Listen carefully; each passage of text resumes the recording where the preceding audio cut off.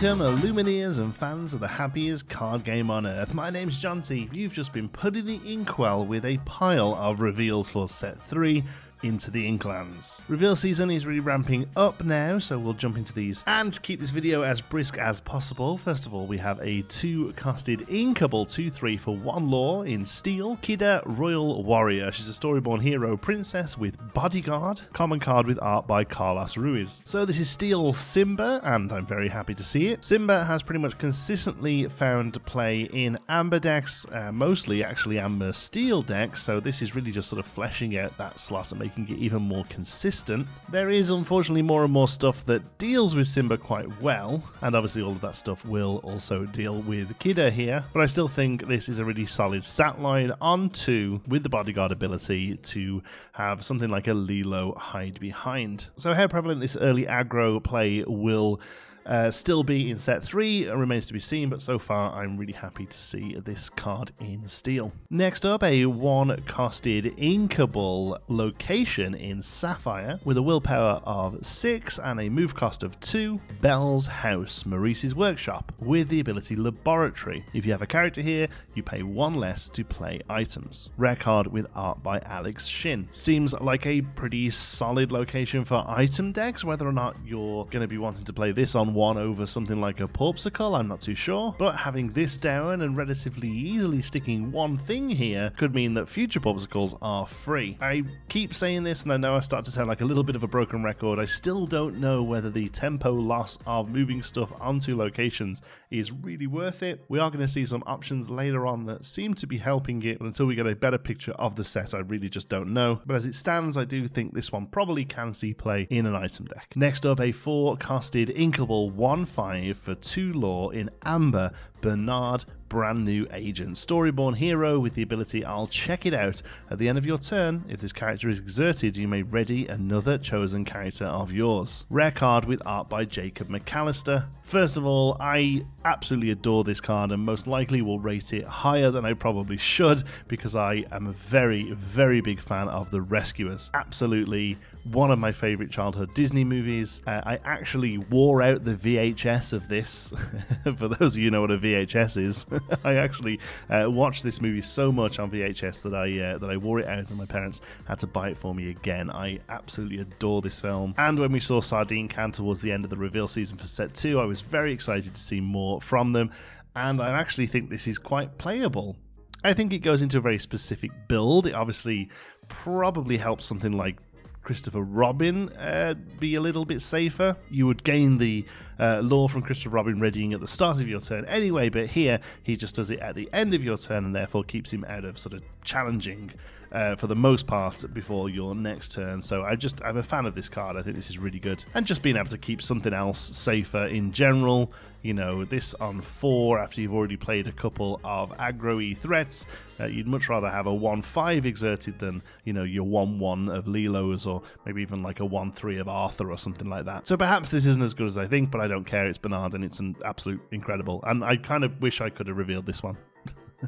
Maybe I need to let Lorcana know my love of The Rescuers.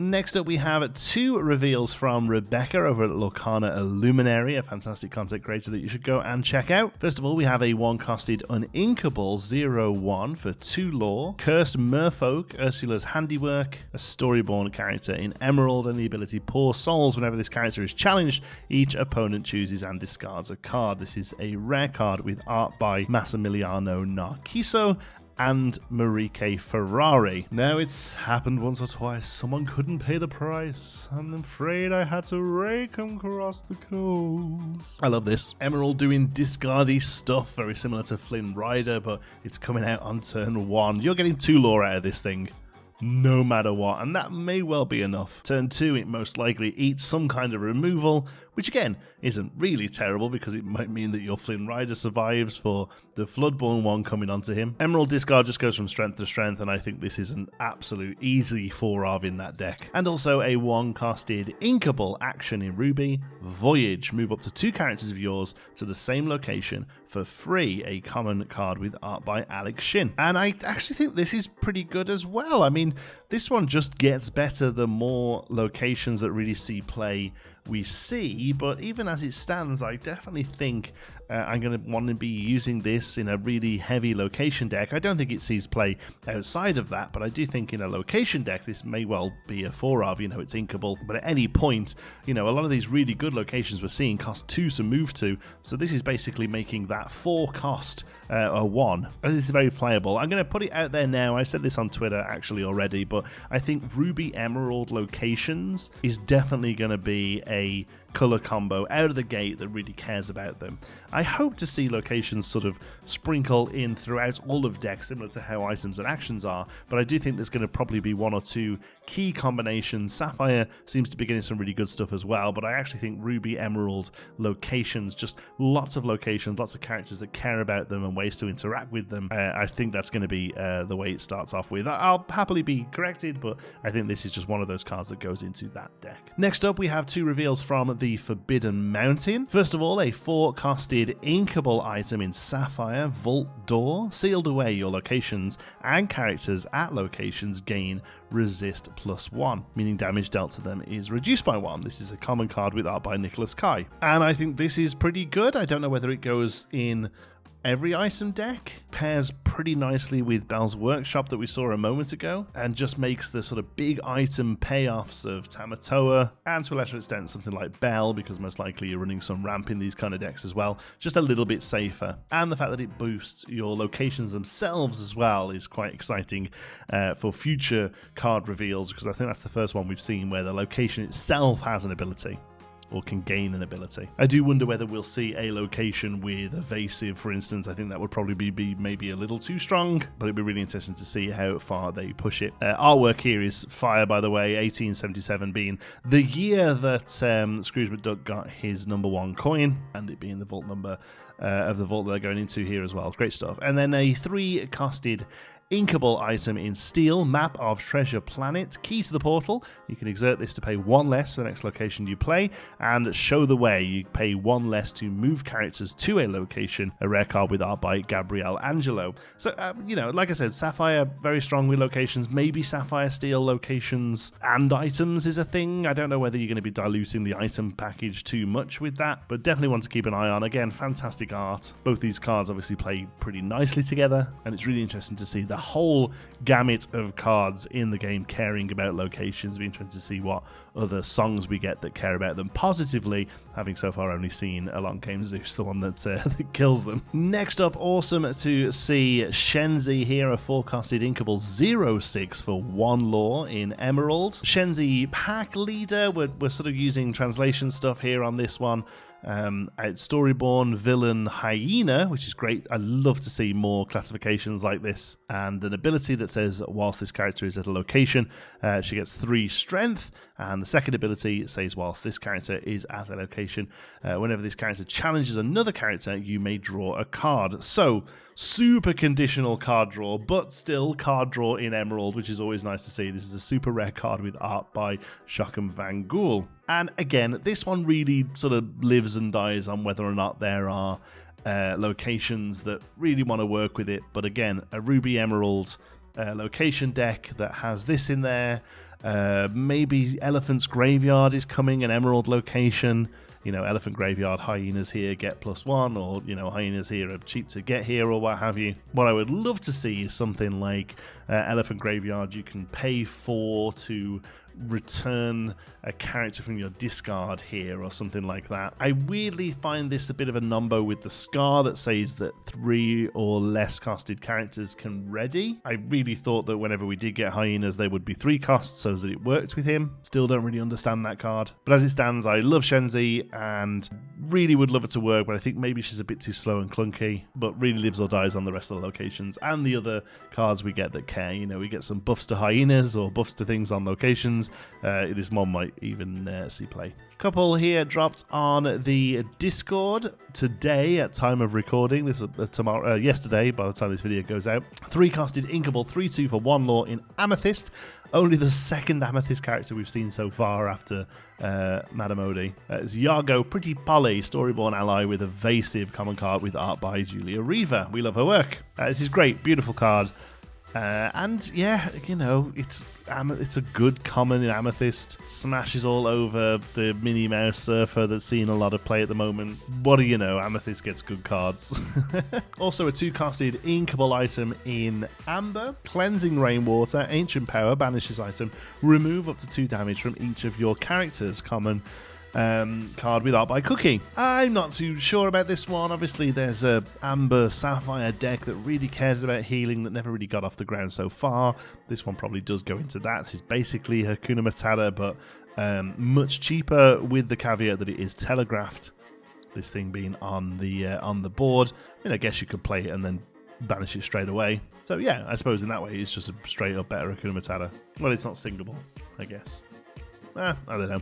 Neither of them really impress me, and they both kind of fill a similar role with similar pluses and minuses. So yeah, a few more payoffs for healing. Maybe this will see play, but at the moment I don't think so. Again, beautiful art though. This one's got everyone's loins wet today. This is a 3-costed uninkable location in Amber with a 8 willpower, 1 passive lore, and a 2 move cost. Tiana's Palace Jazz Restaurant has the ability Night Out. Characters can't be challenged whilst here. This is a uncommon card with art by Valerio Buonfantino. Ooh-wee, an uncommon, and I think playable. I mean, this is basically an 8 willpower bodyguard, right? Yes, you have to pay to move characters over to it, so you are going to be losing quite a bit of tempo in a really low to the ground aggro deck, you know, the ones that are typically playing Lilos and Maleficent biding her time. But I can actually see this scene playing more of a sort of mid-rangey aggro deck, the sort of deck that maybe really wants to run something like Kuzco. I think he sits on top of this all day long, having your opponents need a couple of things to get rid of this before they can even start thinking about dealing with Kuzco. Yeah, I think this is pretty good. Just with him alone, he's basically a deck that's just Tiana's Palace and Kuzco, and the rest we can figure out later. This one was a real pleasant surprise. This was from Regno Dreamers on Instagram. They are an Italian Disney fan group, so it's awesome to see new creators getting reveals and sort of spreading the love. I think it's absolutely fantastic. This is a 5-costed inkable 4/4 for 2 lore in Emerald. Don Carnage. This is Don Massacre here. But this is Don Carnage, the villain from Tailspin, popped up a few times in DuckTales as well. Again, we're all kind of translating these, so I apologize if they're incorrect, but we're pretty sure this is a Dreamborn villain Prince Pirate with the ability Evasive. Common card with art by the awesome Luis Huerta. This set's Ray, basically, just a really playable common evasive in draft and sealed. Not too sure it'll see much play in constructed as it stands, although you know, pirates do seem to be getting a bit of support in this set. Villains, I'm going to show you a card in a moment that really loves villains that are going to get a bit of support in this set, so maybe it might see play there just because it's just a pretty decently statted quester. But as it stands, I'm going to put this down as a draft bomb. But what a character to see, hey? The awesome Jim Cummings doing an amalgamation of European accents. Next up, the first of 2 reveals from the Illuminateers. This is a 6-costed inkable 4/5 for 4 lore in Emerald, Robin Hood, Daydreamer, Dreamborn Hero, a rare card with art by the incredible John Loin. I won't go too much into the art here. The Illuminateers covered it incredibly well in their video. That will be linked below, but just know that John Loin is a legend. This is a card that is seen on the playmat, not on the playmat, sorry, on the sleeves and deck boxes, and it is a really gorgeous piece of art. The card itself is, you know, a vanilla. I mean, it's a hefty vanilla. 4/5 for 4 lore is pretty good. Those of you who are keeping an eye on the Queen are definitely taking note of this one and throwing 4 of them into the deck. This is a poison apple. That's what we were calling these, right? These four questing bodies. They're apples. They're apples for the Queen deck. This is another apple for the Queen deck.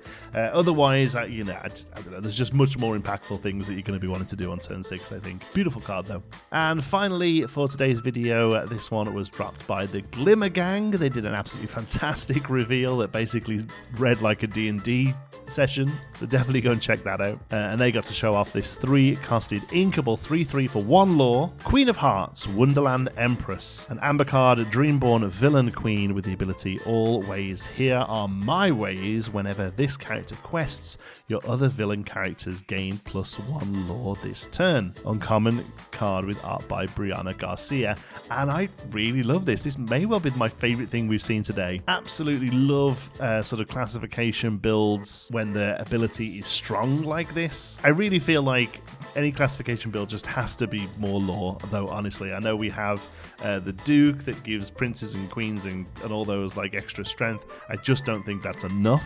But the second you start talking about all of one classification getting extra lore, I am definitely sitting up and paying attention. She's clearly a key part in any sort of Hades King of Olympus deck. It is still interesting that both of them that care about villains are not in a colour that particularly has many of them, but set 2 definitely did see some really nice support for villains, including some of my most favourite cards from the set, that being the 1-drop and 5-drop shiftable Queen, and both of the Amber Hades as well from set 1. We just have to take notice every time something like this is printed, honestly. I definitely think we're at the point now where a deck that runs this, Hades, a handful of other Amber villains, and then probably some Amethyst villains. Like, there's some really good stuff in Amethyst. Is actually probably viable. I'm definitely going to try and give it a go myself. In fact, the Glimmer Gang themselves do a really great job in their video of talking through all of the different color combos and which ones are more viable than others. So I'll let them do that. Make sure you go and check them out. The link will be in the description. So there we go. That's everything I've got for you tonight. This is being filmed late on Thursday, but it will go up Friday, and I know there's already about 5 or 6 reveals planned for Friday as well. So I'll definitely be talking to you over the weekend, and myself and Brandon are going to be revealing a card on next week's This Week in Ink, our weekly Monday night live streams, and make sure you're here for that as well. It's a juicy one, and I think at time of recording we're revealing something that no other content creator has revealed yet, although we have like 3 days of reveals before that before it has, so it may well have changed. Thank you so much for watching. I hope you've enjoyed it. Until the next one, be good.